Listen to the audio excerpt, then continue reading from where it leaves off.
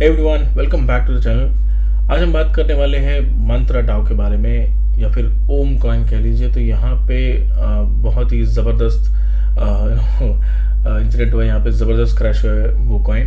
Generally ये क्या होता है, ये अगर आप देखो तो बियर मार्केट में बहुत ज़्यादा होता है। बट लेट्स सी क्या हुआ है एक्चुअली। मैं अपनी स्क्रीन पे आपको लेके चलता हूँ। तो यहाँ पे अगर आप देखो तो दिस इज़ मंत्रा डाओ। ओम इसका टिकर था और बाइनेंस पे हम इसका चार्ट देख रहे हैं। तो यहाँ पे अगर आप देखो तो ऑलमोस्ट अक्टूबर 2023 के आसपास the coin was priced eight $0.17। तो $0.17 थी ये कॉइन। और वहाँ से फिर क्या हुआ, कॉइन में धीरे धीरे करके एक मार्केट में भी अच्छी खासी पंप आ रही थी। सारे कॉइन्स ऊपर की तरफ जा रहे थे। धीरे धीरे मार्केट में सब प्राइसेस इंक्रीज हो रही थी। तो कहीं ना कहीं इसमें भी सिमिलर वही हुआ। तो मार्केट धीरे धीरे करके $0.17 से ये एग्रेसिवली मूव होने लगा ऊपर की तरफ। और यहाँ पे अगर आप देखो ये ज़बरदस्त इसमें तेज़ी आई और यहाँ पे ऑलमोस्ट $0.35 के आसपास ये पहुँच गया। तो अगर आप देखो तो ये ऑलमोस्ट 20x के आसपास बढ़ गया। और आप अगर डेट देखोगे और टाइम फ्रेम देखोगे कि कितने टाइम में ये हुआ, तो इट वाज नॉट फार। अगर आप देखो तो इट वाज ऑलमोस्ट 120 डेज, 3 महीने के अंदर मार्केट 20x बढ़ गया। तो लोगों का जो भरोसा है इस कॉइन पे आ गया। अब लोग फंडामेंटल्स पे पिच करने लगे, यूट्यूब वीडियोस बनने लगे एंड एवरीथिंग वाज हैपनिंग। ये बाइनेंस पे भी लिस्टेड था तो बहुत ज़्यादा प्रॉब्लम वाली बात नहीं थी, कोई स्कैम कॉइन नहीं था और इतनी अच्छी प्रॉफिट से जनरेट कर रहा था। तो कहीं तो लोगों को इंटरेस्ट आने लगा इस पर और लोग वेट कर रहे थे कि जब ये रिट्रेस करेगा नीचे की तरफ, जब ये रिट्रेस करेगा कोई एक सपोर्ट खोज रहे थे इस सपोर्ट पे हम लेंगे। लेकिन अगर आप देखो हुआ क्या मार्केट में, इमीडिएटली कुछ दिन बाद मार्केट धीरे धीरे कंसोलिडेट किया एक लोअर साइड और वहाँ से फिर से ये ऊपर की तरफ पंप होने लगा और फिर से इसमें एक पंप देखने को मिला। मार्केट में फिर से एक तेज आई जैसे इसने ब्रेक किया 0.35, लोग यहाँ पे एंटर हुए और यहाँ पे ऑलमोस्ट $1 तक ये टच कर गया। अगर आप देखो इसका जो हाई अराउंड $1 के आसपास है। तो ऑलमोस्ट $1 पे आने के बाद यहाँ पे लोगों का जो भरोसा है, क्रेजीनेस है, नॉट भरोसा, कि लोग क्रेजी होने लगे कि वाह इतना अच्छा, कॉइन्स के फंडामेंटल्स के बारे में लोग तारीफ करने लगे हैं, किस तरह से इन्वेस्टर्स का फेवरेट हो गया। सारे लोग इसके बारे में वीडियोस बनाने लगे and it was going very good. जिन लोगों ने किसी भी पॉइंट पे इस पर पैसा लगाया होगा, इनको इस बाइक के कॉइन्स को बाई किया होगा, उनको बहुत अच्छा प्रॉफिट हुआ होगा। तो ये सिमिलर सिनेरियो हुआ था और यहाँ लोग बहुत खुश थे और यहाँ पे इन्होंने अच्छा पैसा बनाया। और उसके बाद अगर आप देखो तो कुछ दिन के लिए मार्केट साइडवेज है ऑलमोस्ट। आई थिंक यहाँ पे धीरे धीरे करके, even though market was sideways, market was crashing, जो भी था, this coin was not caring about it. अगर आप देखो धीरे धीरे करके मार्केट एक साइडवेज आने लगा और फिर से इसने एक नया हाई बनाया, फिर से रिट्रेस किया, फिर से एक नया हाई बनाया। तो ऑलमोस्ट $1.6 तक ये चल गया। और उसके बाद ऑल ऑफ अ सडन जैसे कि बहुत सारे बड़े बड़े कॉइन्स, बहुत ही अच्छे फंडामेंटल वाले कॉइन्स यहाँ पे मूव होते हैं, all of a sudden we saw कि कॉइन में फिर से एक तेजी आने लगी। ऑल ऑफ अ सडन यहाँ पे बड़े बड़े कैंडल्स बनने लगे और यहाँ पे मार्केट में फिर से 0.13 पे आया और मार्केट में ऑलमोस्ट $4.5 तक ये बढ़ने लगा। फिर से ये साइडवेज गया और यहाँ पे जब ब्रेकआउट आया तो जिन लोगों ने इस रैली को मिस किया होगा, 0.15 से 0.17 से $0.5 से $1 से, सब लोग अब कूद पड़े। सबको लगा कि अब ये कॉइन टॉप 10 में एंटर होगा, अब इस कॉइन में हमें बहुत सारा पैसा मिलेगा। और इन्होंने, जिन लोगों ने वो मिस की थी रैली, अब वो यहाँ पे एंटर हो गया। इट वाज गोइंग गुड, $4 से आसपास से मार्केट बढ़ने लगा और इसका जो टॉप था वो अराउंड $9.2 था। तो $0.17 से $9.2 एंड ये 15 जनवरी, so it was not even 1.5 year, उससे भी कम, 1 ईयर 2 मंथ्स 3 मंथ्स में आपको, अगर मैं आपको let's see how much percentage it calculates. अगर आप इस सब को जोड़ोगे, मैंने भी कैलकुलेट नहीं किया कि कितनी परसेंट बढ़ा था ये। तो अगर आप प्राइस रेंज हटाओ, आप भाई यहाँ पे अगर आप देखो तो it was almost 51,000, so almost 500x। अगर आपने 1 लाख रुपए लगाए होते तो आपको 5 करोड़ रुपए मिलते। और it was listed on genuine platforms. ऐसा नहीं था कि कोई स्कैम कॉइन है जो लिस्टेड है किसी एक इथेरियम के डेक्स पे वॉल्यूम नहीं है, लिक्विडिटी नहीं है, आप सेल नहीं कर पा रहे, बाय नहीं कर पा रहे, कोई एंट्री बैरियर नहीं है, कोई एग्जिट बैरियर नहीं है, आप जब चाहे एंट्री कर सकते हैं, जब चाहे एग्जिट कर सकते हैं, लिक्विडिटी अच्छी है, बड़े बड़े एक्सचेंजेस पे लिस्टेड है, एंड देन सब कुछ ठीक चल रहा था and everything was going good and all of a sudden boom, ये देखो ऑलमोस्ट $6 से मार्केट में डंप हुआ और कॉइन पहुंच गया $0.037 पे। एक सिंगल कैंडल, एक डेली चार्ट में देखो तो सिंगल कैंडल, ये आर्ली में है इसीलिए आपको दो कैंडल्स दिख रही हैं, सिंगल कैंडल में अगर आप देखो $0.36 तक ही पहुंच गया। This is crazy. अगर आप देखो लोग जो इस कॉइन को होल्ड कर रहे हैं उनके पास मैसिव अपॉर्चुनिटी थी एग्जिट होने की, और उनके अकाउंट में बहुत अच्छा प्रॉफिट दिख रहा होगा। अब उनका प्रॉफिट ऑलमोस्ट ज़ीरो होगा, क्योंकि मुझे नहीं लगता जिसने 0.17 पे बाई किया होगा वो अभी तक होल्ड करके रख रहा होगा। अगर होल्ड किया होगा तो it is a very bad news for them. अगर जिन लोगों ने $2, $3, $4 किसी पे भी बाई किया होगा तो वो वेट कर रहे होंगे कि अभी तक तो बुल रन आया भी नहीं है अच्छी तरीके से, एल्ट सीजन आया भी नहीं है, तो हम वेट कर लेते हैं, and then they are the one who got the hit. अब यहाँ पे अगर आप देखो बहुत सारे न्यूज़ आ रहे हैं। फॉर एग्जांपल अगर आप देखो अब लोग बोल रहे हैं, अगर आप इस पोस्ट को देखो तो लोग बोल रहे हैं बिफोर द ओम क्रैश, यहाँ पे अगर आप देखो तो बहुत सारे वॉलेट्स पे एक्सचेंजेस में डिपॉजिट हुए हैं, और वो उस टीम की नहीं, वो उस स्ट्रेटेजिक इन्वेस्टर की है। अकॉर्डिंग टू आरकम यहाँ पे लेज़र डिजिटल जो उनका स्ट्रेटेजिक इन्वेस्टर है उसने डंप किया है यहाँ पे। बाद में उसने भी क्लैरिफाई किया कि हमारी कोई इसमें पार्ट नहीं है। उसके बाद लोगों ने बोला कि उसके सीईओ ने डंप किया, तो उसके सीईओ ने आके बोला कि हमारा कोई हाथ नहीं है। तो टू बी ऑनेस्ट अगर आप देखो तो जिसने भी ये कॉइन डंप किया, टू बी ऑनेस्ट कोई फ़र्क नहीं पड़ता है। जिन लोगों ने इस क्रैश में पैसा गवाया है उन्हें सच में कोई फ़र्क नहीं पड़ता किसने डंप किया, क्योंकि अल्टीमेटली उनका पैसा तो गया। जिन लोगों ने यहाँ पे अपने हार्ड एंड मनी लगाई होगी उनका पैसा तो गया। तो इसीलिए मैं बोलता हूँ कि do not invest something which you can not lose. ऐसा पैसा जिसकी आपको कोई ज़रूरत नहीं है, आप उसको लूज़ भी कर दो तो चलेगा, वो क्रिप्टो में इन्वेस्ट करें। स्टॉक मार्केट की बात करें तो थोड़ा बेटर होता है वो, क्योंकि वहाँ पे सर्किट्स होती हैं, एक रेगुलेशन होता है। क्रिप्टो में कोई रेगुलेशन नहीं है, एक कंट्री की रेगुलेशन दूसरी कंट्री पे वैलिड नहीं होती है।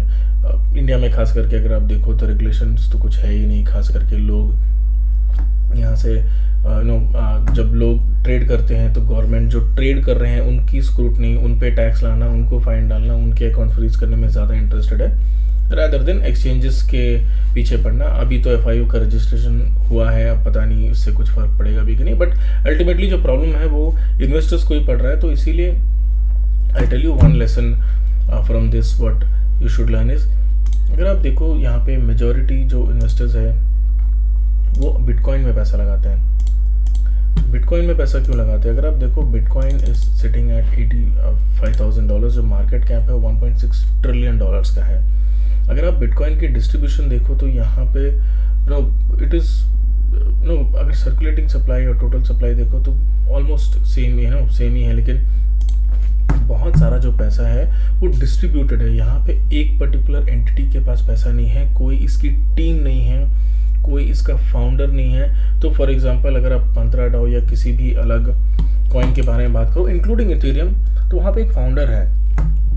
तो कल को अगर कोई भी प्रॉब्लम होता है, कुछ भी होता है, तो फाउंडर के पास एक ऑप्शन रहता है कि वो कुछ भी कर दे, जितनी भी इम्यूनिटी डाल दो, जितनी भी ब्लॉकचेन डाल दो, जो भी कर लो, कहीं ना कहीं जो पावर होता है वो एक फाउंडर के पास ज़रूर रहता है।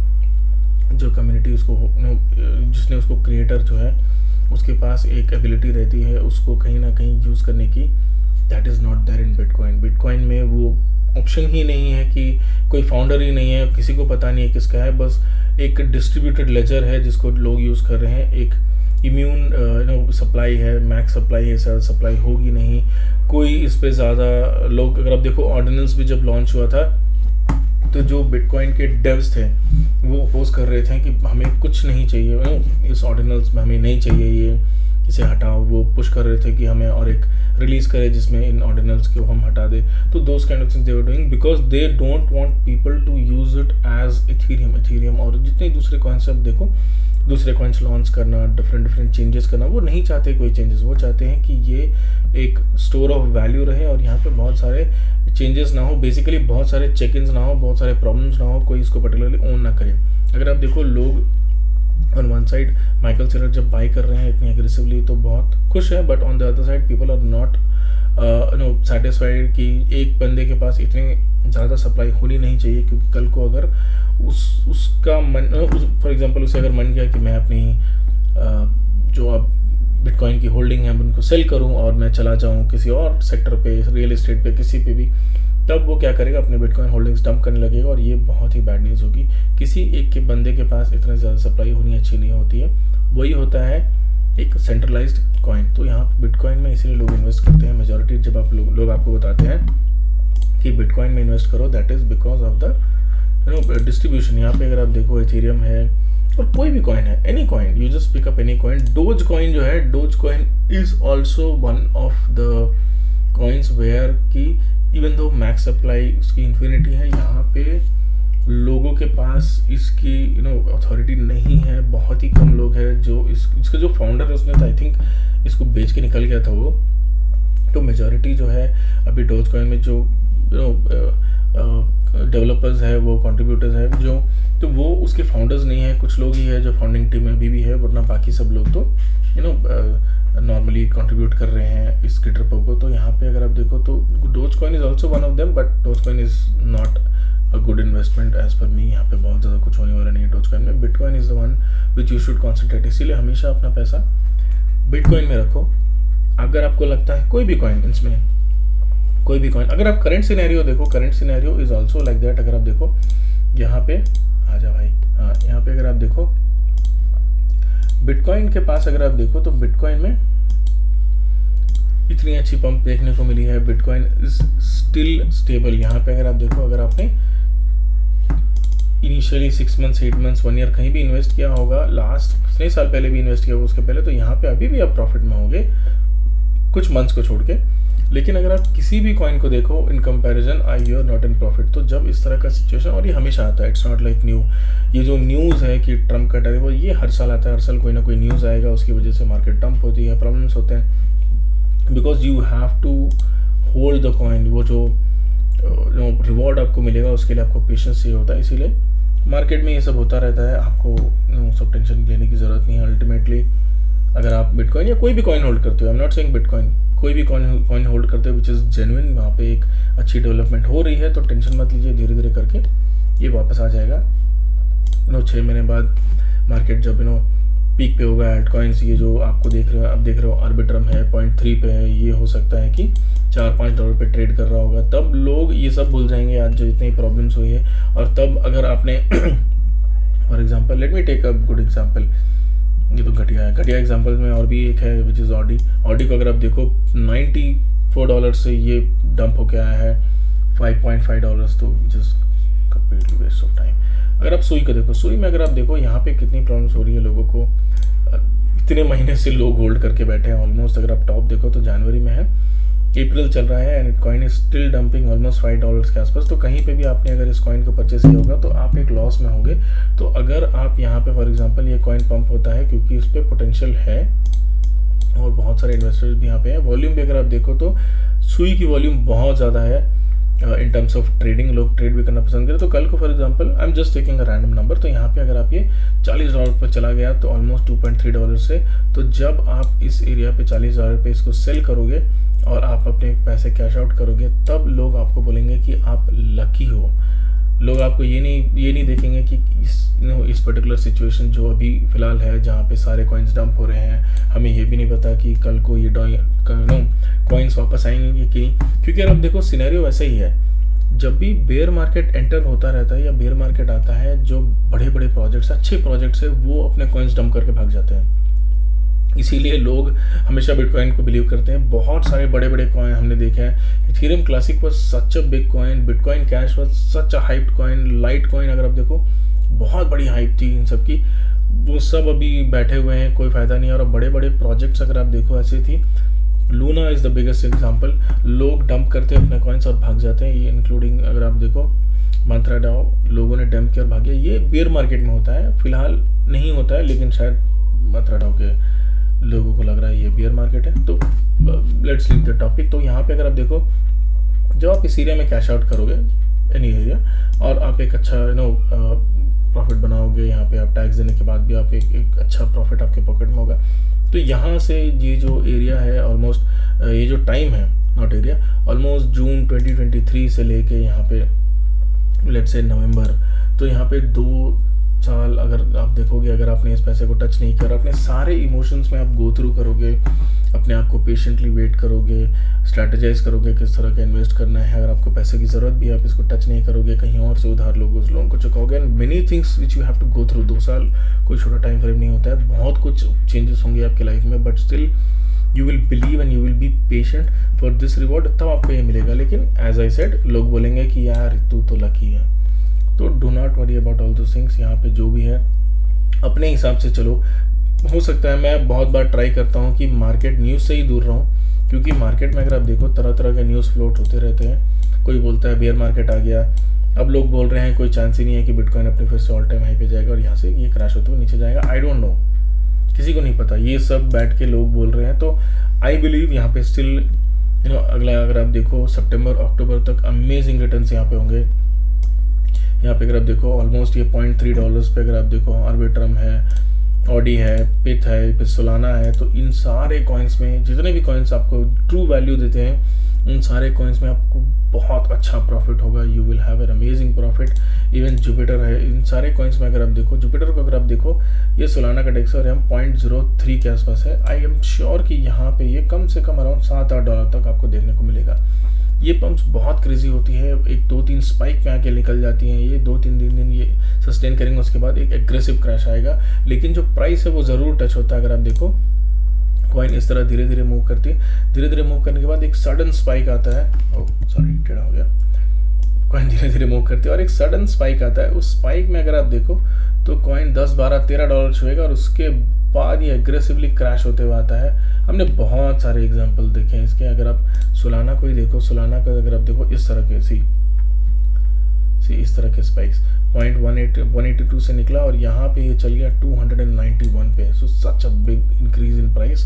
यहाँ पे अगर आप देखो 2-3 दिन में एग्रेसिवली यहाँ पे आपको एंटर करने का ही मौका नहीं मिलेगा। 59-60% ये बढ़ रहा है। BNB was that. तो do not worry about in investments. अगर आपको लगता है कि आपके इन्वेस्टमेंट, आपने जो पैसा इन्वेस्ट किया है, obviously that should be the money which you do not want to lose, but patience रखें। सितंबर अक्टूबर तक I think there will be a good time to exit the market. अभी मुझे लगता है यहाँ पे मार्केट एग्जिट करना चाहिए, क्योंकि आप देखो कहीं ना कहीं यहाँ पे ट्रम्प के जो टैरिफ्स है वहाँ पे धीरे धीरे करके एक एग्जम्पशंस जो है वो आ रही हैं। अगर आप यूएस का स्टॉक मार्केट देखो वो आज भी अप है, इसीलिए हमें थोड़ी पॉजिटिविटी देखने को मिल रही है। तो जो टैरिफ वॉर है, जो भी है न्यूज़ है, वो चलता रहेगा, उसके बारे में ज़्यादा टेंशन मत लीजिए। लेकिन आप अगर जब भी आप इन्वेस्ट करते हो, इन्वेस्ट करने के पहले आप 10 बार सोचिए कि आप कौन से स्टॉक में, कौन से मटेरियल में, कौन से क्रिप्टो में, कुछ भी हो 10 बार सोचिए, उसके बाद इन्वेस्ट करिए। लेकिन इन्वेस्ट करने के बाद कभी वहाँ पे रिग्रेट मत करिए। Either you lose, either you hit your stop loss.